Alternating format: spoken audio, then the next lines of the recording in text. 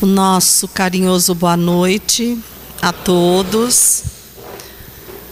Agradecer, em primeiro lugar, a Deus, a Jesus, que nos concede e nos renova a oportunidade de trabalhar.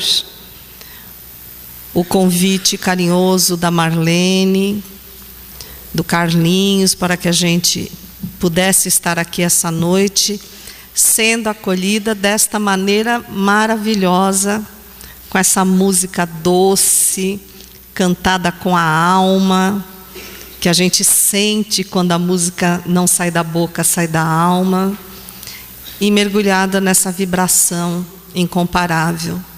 Então, que o Senhor nos abençoe no transcorrer da nossa conversa.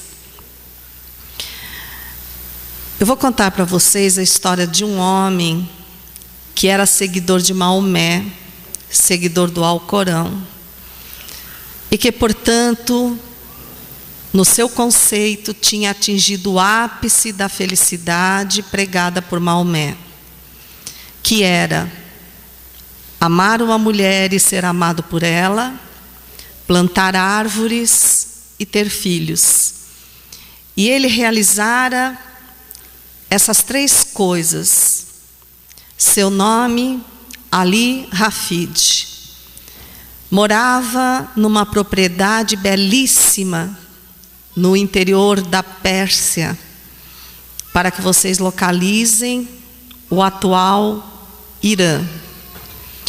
A sua felicidade era diária. Na sua propriedade corria um regato que descia das montanhas, cujas águas límpidas davam de beber às suas cabras.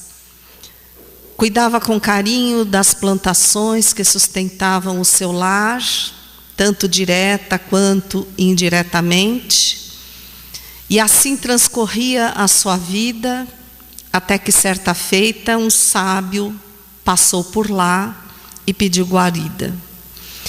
Era alguém muito comentado na região, como uma pessoa, um mestre, uma pessoa que sabia muitos mistérios. E foi-lhe concedida a guarida com muito carinho e com muito respeito. E ao término da refeição, sentaram-se próximos à lareira, e o homem fez a pergunta fatal para Ali Hafid, a pergunta que levaria embora a sua felicidade. Ali Hafid, tu és feliz? Sim, totalmente feliz. Tu conheces diamantes? Não, Senhor. Nunca vi um diamante em minha vida. Então não podes ser feliz. O homem que não conhece e não tem pelo menos um diamante, não pode conhecer a felicidade. Porque o diamante é a pedra mais pura e mais translúcida que a natureza nos oferece. É o primor da natureza. Então, sem ele, tu não podes ser feliz. A partir daquele instante, Ali Hafid, mesmo sendo um seguidor assíduo das leis do Alcorão, colocou em xeque a felicidade e começou a alimentar a ideia de que realmente, segundo o sábio lhe dissera, ele ainda não tinha atingido o ápice da felicidade. E os seus dias foram se entristecendo, as dúvidas foram tomando conta da sua alma, o que era paz virou inquietude, e ele decidiu, por fim, vender aquela linda propriedade, tomar metade do dinheiro, entregar a um cunhado para que cuidasse de sua esposa e de seus filhos, e com a outra metade para sustento próprio, resolveu sair em busca dos diamantes, acreditando que era uma obrigação moral trazer ao menos um diamante para completar a felicidade do seu lar. Ele atravessou extensas terras. Ele atravessou o rio Nilo, o rio Eufrates, aquele pedaço de terra que nós, nos livros de história, conhecemos como Mesopotâmia, entre rios. Porque lhe diziam que os diamantes eram encontrados nas cabeceiras dos rios. Então ele buscou e buscou por 10 anos a fio, sem nunca ter visto ou possuído um único diamante. E depois desse tempo, ele morreu, pobre, doente, às portas da cidade de Barcelona, na Espanha. O homem que, por sua vez, comprara as suas terras, a sua propriedade, também seguidor de Maomé, também seguidor do Alcorão, abrigava os mesmos sentimentos primeiros de Ali Hafid. Era feliz. Até que um dia, o velho sábio passou por lá. Foi abrigado com o mesmo carinho e, após o jantar, novamente sentados à beira da lareira, o homem preparou-se para o velho diálogo. Tu és feliz? Sim, eu sou totalmente feliz. E quando esse homem ia comentar sobre os diamantes, olhou na parte de madeira rústica que cobria a lareira e viu algo que cintilava na escuridão e que parecia uma luz a iluminar.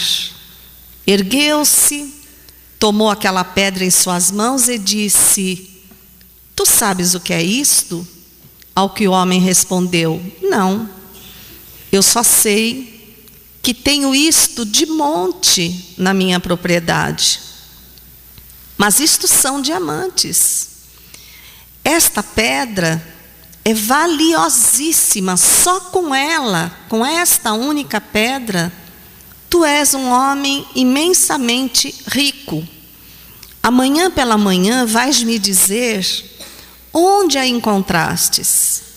E logo que o dia amanheceu, aquele homem levou-o até o regato, onde as cabras bebiam a sua água, e viu que o berço daquele regato estava coberto de diamantes. Ali nasceu uma das maiores minas de diamantes que o mundo já conheceu até os dias de hoje, a mina de Golconda, de onde foi extraído o maior diamante do mundo, que foi incrustado na coroa da última imperatriz da Pérsia. E todos, sem exceção, todos os diamantes que fazem parte da imensa coleção das joias da coroa britânica. Então vejam que Ali Hafid saiu do seu estado de paz, de felicidade, porque alguém o inquietou. Alguém supostamente sábio lhe apontou que se ele não tivesse um diamante, ele não seria feliz. Dono daquela propriedade e sabendo que os diamantes se encontravam nas cabeceiras dos rios, não teve olhar para aquele regato a fim de questionar: será que aqui neste pequeno regato não é a cabeceira de um grande rio? Será que o volume de água que passa não vai se adensando mais adiante? E se eu procurar com carinho, não vou encontrar a preciosidade dentro daquilo que me pertence? Assim como Ali Hafid, muitos de nós, ignorando a nossa propriedade íntima, o nosso espírito, perdemos a paz constantemente, porque alguém chega até nós e diz: tu és feliz? Sou. Mas com esse emprego, com essa família, com esse salário, com essa mulher, com esse marido? Alguém que busca inquietar os outros e que em nenhum momento nos faz parar para pensar que ninguém, absolutamente ninguém, é dono da verdade absoluta. Que nós, individualidades espirituais, senhores de um mundo completamente diferenciado, porque não existem espíritos iguais, trazemos dentro de nós verdadeiros diamantes. E se alguém já viu algum diamante de forma ainda embrutecida, não poderá imaginar no que ele irá se transformar depois de receber a devida lapidação. Nós somos verdadeiros diamantes. Alguns ainda, na sua aparência primária, mas todos, sem exceção, possuidores dos brilhos, das facetas, da preciosidade que a lapidação a que nos submetemos no dia a dia, através dos nossos pensamentos, das nossas atitudes, vai fazer com que surjam, com que despontem e se aprimorem a cada dia mais. Um homem, e aliás um pastor protestante da Califórnia, exatamente de São Francisco, da cidade de São Francisco, escreveu um pequeno livro, pequeno no tamanho, mas precioso em seu conteúdo, que chama-se Floresça onde está plantado. Não é um livro fácil de se achar, mas quando se acha, é um verdadeiro diamante. Não vão sair daqui dizendo que a Eulália afirmou que quem não tiver esse livro é infeliz. Porque como ele é difícil de achar, amanhã vai estar muita gente infeliz. Robert Schuller, ele faz certas afirmações nesse livro e conta diversas histórias, inclusive esta que eu acabei de narrar, que nos põe para refletir que a felicidade não é a família em que nos situamos, porque participamos de um mundo de provas e expiações porque somos espíritos imperfeitos.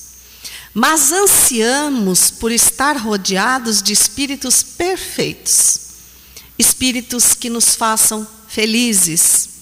Quantas vezes um casal, quando vai abraçar os laços do matrimônio, um pergunta para o outro: você vai me fazer feliz?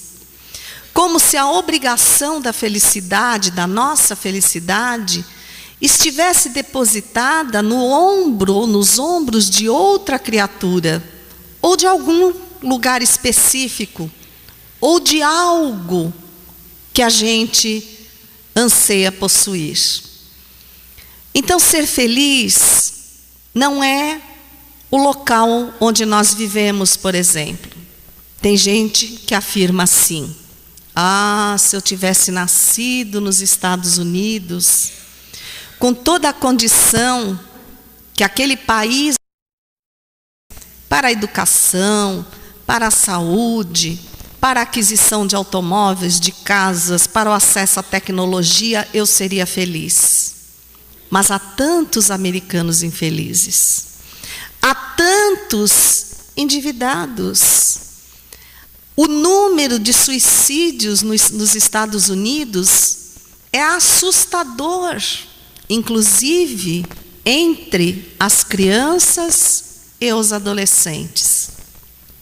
Aí, se eu morasse na Europa, países de primeiro mundo, vivendo a crise do euro, os salários que para a qualidade de vida deles é baixo, gera dificuldades, insegurança, então não é o lugar que nos faz felizes. Estou com um problema.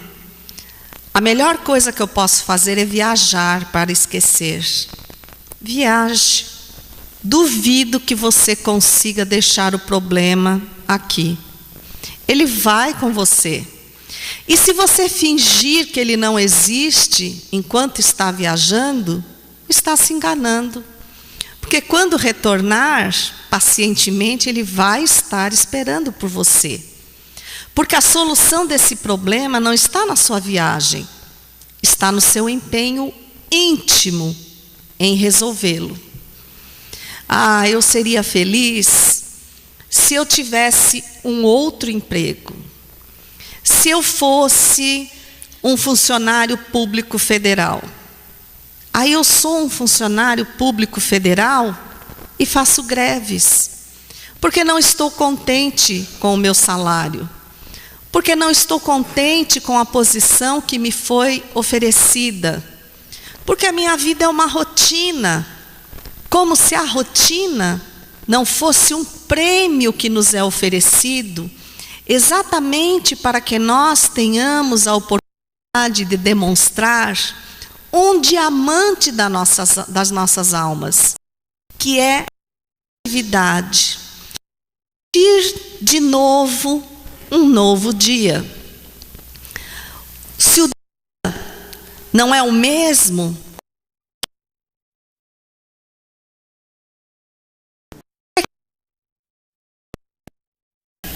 ou em nós?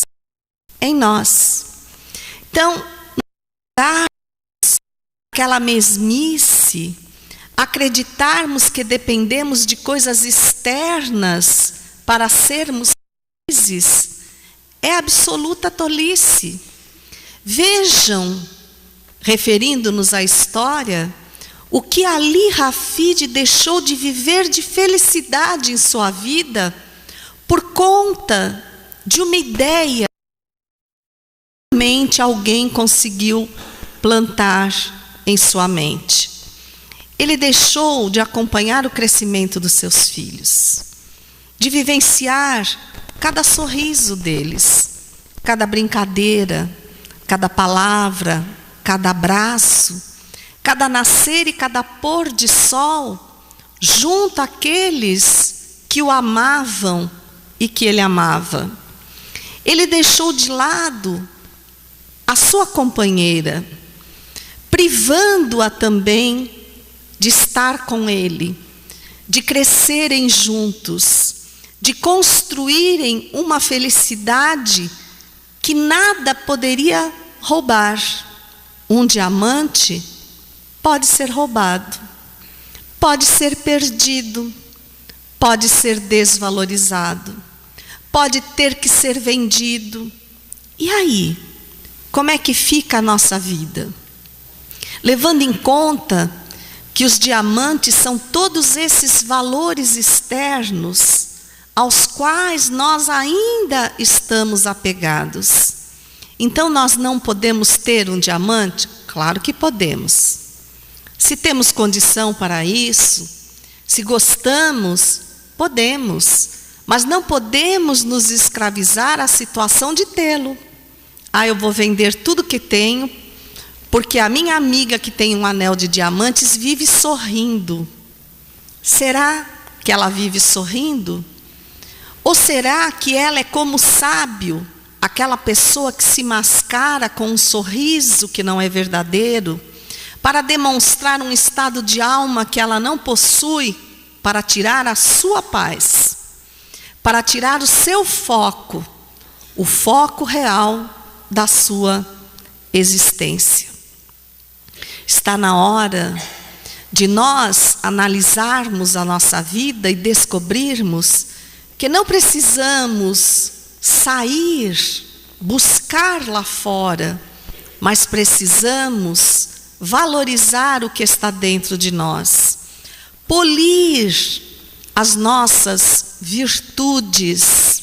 E virtude não é essa coisa que nós colocamos, por exemplo, um santo tem todas as virtudes, ou um espírito de luz tem todas as virtudes. Porque virtude, a origem da palavra virtude, quer dizer, na realidade, empenho, força. Então, que eu tenha virtude, que eu tenha força, que eu tenha empenho para buscar os meus sonhos, mas dar atenção ao ser espiritual que eu sou em primeiro lugar. Quando nós reencarnamos, passamos a nos submeter às necessidades do corpo biológico, que são infinitamente maiores e necessitam de atendimentos mais urgentes. A fome, por exemplo. Como é duro suportar a fome por horas ou por dias. Isso parece que nos vai enlouquecer. O frio, a dor de dente. O que vocês me dizem da dor de dente? Terrível, terrível.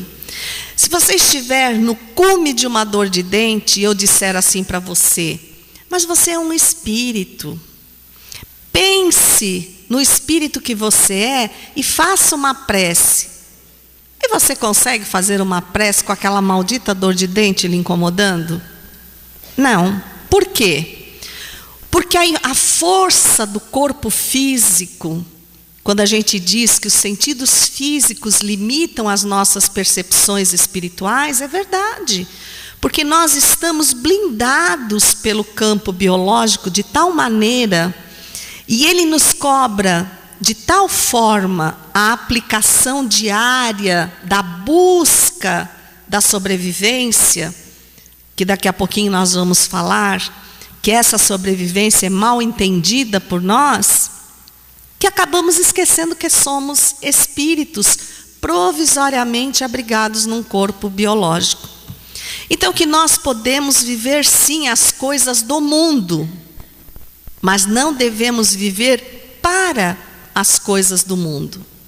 Então, se eu tenho condição de ter uma casa bonita, que eu a tenha, que eu usufrua dela, mas que eu não seja escravizado a essa posse.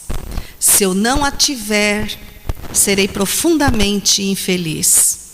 E o nosso sentido de posse, aliado à condição de felicidade, é tão grande, que nós, principalmente os espíritas, ainda outro dia eu vi uma espírita fazer isso.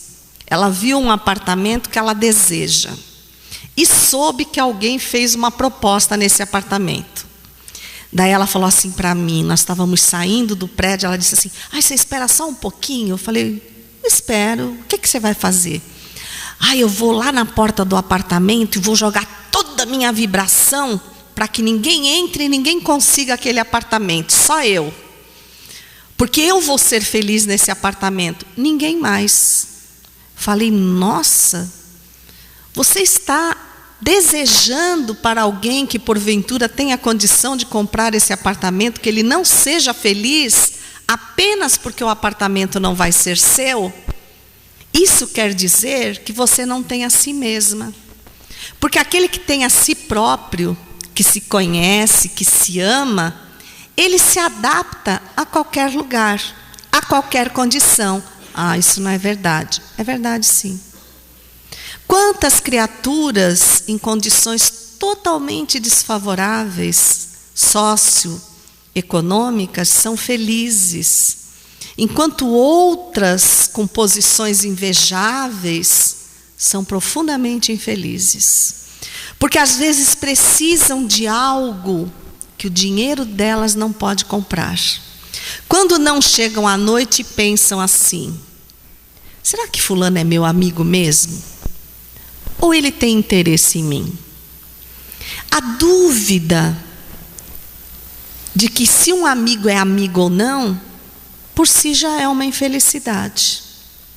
Ou então, Eu sonho com aquela casa, que é a casa perfeita, a casa dos meus sonhos, até que eu a tenho. Aí eu olho para ela, no convívio diário, começo a achar os defeitos. Essa janela não tem a vista que eu imaginava. O vizinho é muito barulhento. O chão, olhando bem, não combina com os meus móveis. O banheiro é horrível. A cozinha é isso.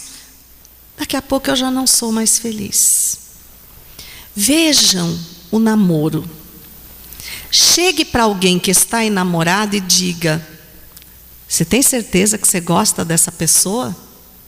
Mas essa pessoa tem tal defeito. Você está com inveja de mim. Porque não consegue, na paixão, no enamoramento, não consegue enxergar defeitos no outro. Mas casa para você ver. Você casa e a convivência, porque a convivência não é fácil, faz com que naturalmente você comece a conhecer o outro. Então aquela mulher maravilhosa que o homem ia buscar no final da tarde, os cabelos arrumados, perfumada, sempre alinhada, ele chega em casa, ela está descabelada, correndo atrás dos filhos, com as mãos cheirando cebola, com uma roupa nada atraente, e ele olha e diz: mas foi com isso que eu me casei? Onde é que eu estava com a cabeça? Aí ela olha para ele, que começa com o tempo a aumentar a área de combustível. Às vezes, segundo eles, pelos problemas que as mulheres lhes dão, a perder os cabelos. E a mulher diz: meu Deus, eu não mereço uma coisa dessas. Aí já é uma coisa, já não é mais o amor da vida dela. E quando eu me casei, eu já era espírita, mas a família do meu marido não, era católica praticante. Então a minha sogra ficou muito assustada o dia que ela descobriu que eu era espírita. Ela falou: pronto, fez uma macumba e pegou o meu filho. E não só ela me obrigou a casar na igreja, me obrigou porque eu queria casar com ele, então eu me submeti a casar na igreja, porque eu queria o marido de qualquer jeito. Eu amava e o amo mais hoje, depois de 33 anos de casado. Porque quando eu me apaixonei por ele e casei com ele, o meu amor era muito mais paixão. Hoje a minha paixão é muito mais amor, porque nós vamos descortinando um ao outro. E a minha sogra agora no mundo espiritual tem certeza de que não era macumba, que é amor de verdade. Mas enfim, eu fui fazer um cursinho de noivos e o professor católico, atento às observações católicas, nos fez a seguinte pergunta: vocês têm certeza mesmo que querem casar um com o outro? Porque agora tudo é muito bonito e perfumado. E muitos casamentos acabam um dia depois de começarem. Logo que a gente acorda. Eu olhei para o meu marido e falei: nossa, no primeiro dia depois que a gente acorda, quando um fala bom dia, amor, e exala aquele BTL, eu falei BTL, aí ele traduziu aquele bafo de tigre louco, acaba o casamento. Então veja, de uma certa forma, ele tem razão. Como nós nos apegamos a coisas pequeninas para julgarmos que somos infelizes, quando na realidade somos espíritos imortais.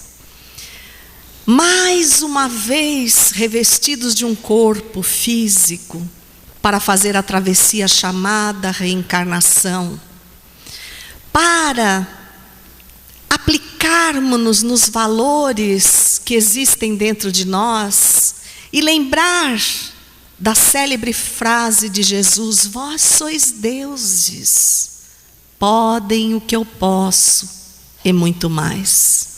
Mostrando que nós devemos buscar sim, mas dentro do nosso próprio coração, dos limites da nossa propriedade espiritual.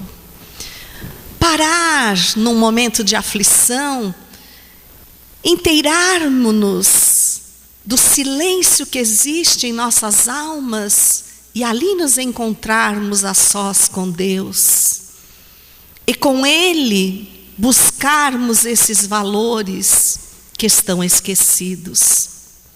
Acreditar que amanhã não é um dia que se repete, é um novo dia, que neste momento está sendo construído para nos acolher. Por quê? Porque Deus nunca perde a esperança de que amanhã nós vamos ser melhores. Aliás, Ele tem certeza de que isso vai acontecer. Mas nós temos essa certeza? Nós estamos preparados para transformar esse dia num diamante? Para pegar as coisas comuns e dar a elas um brilho todo especial? A fazer com que as coisas rotineiras sejam diferentes? A despertar, por exemplo, ao amanhecer e dizer: bom dia, vida. Obrigado por me acolheres por mais este dia. Chegar à pessoa que convive conosco, embora achemos que ela já sabe, mas não custa nada, e dizer: eu te amo. Obrigado por fazer esta travessia comigo, por me dar a mão, por me oferecer amor, segurança, por compreender as minhas deficiências, por me dar a oportunidade de aprender com aquilo que você sabe mais, mas também com o que eu ainda considero defeitos em você, e desejo que você faça o mesmo com aquilo que você enxergue como defeito em mim.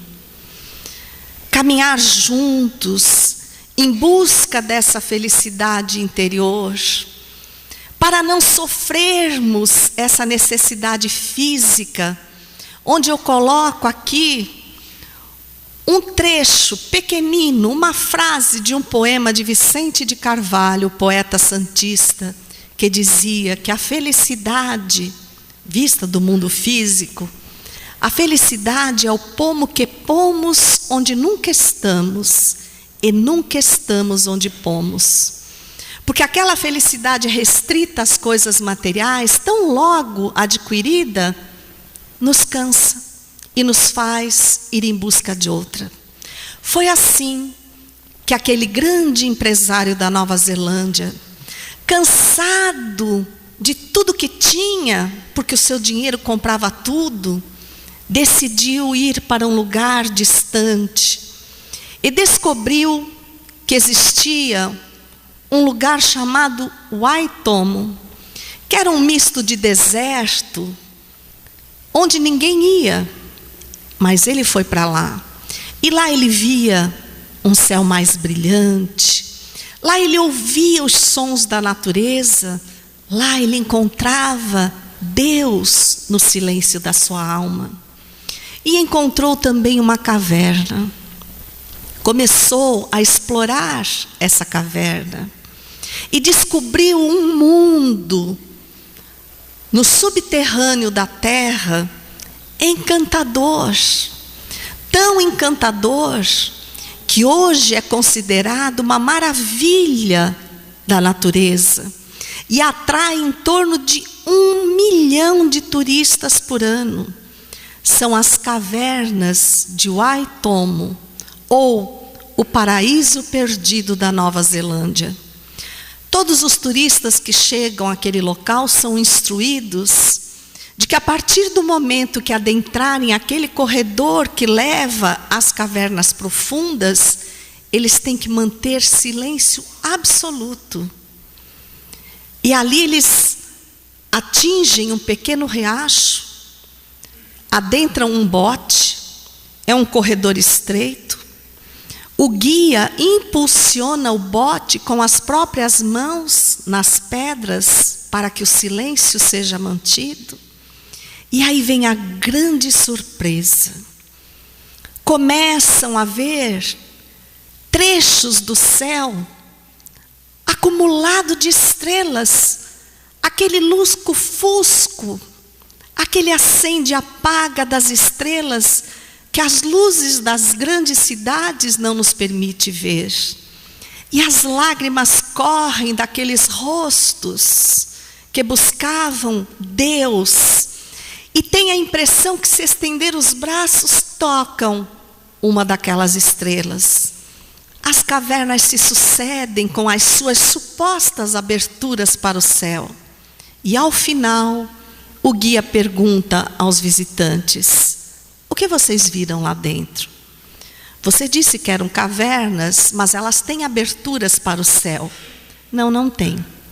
Elas são todas fechadas. E a mais alta delas não atinge 5 metros de altura. Mas e as estrelas que nós vimos? Não são estrelas, são pirilampos. Por isso não pode se fazer barulho para não espantá-los. Então eu digo para vocês que quando a nossa alma estiver mergulhada na escuridão da dúvida, da angústia, da desilusão, da desesperança, fechemos os olhos, sem medo de adentrarmos uma caverna escura. Porque se Deus povoa de luz uma caverna feita de pedra, confundindo os seres que pensam que pirilampos são estrelas, o que dirá no céu das nossas almas, onde brilha a estrela maior chamada Jesus, e que nesse instante, com certeza, irá nos dizer, porque recolhidos a sós com Ele, não reclamem, sigam em frente. Tudo ao vosso redor está milimetricamente colocado para que você seja um diamante de Deus, para que você realmente floresça onde está plantado. Muito obrigado. Uma boa noite.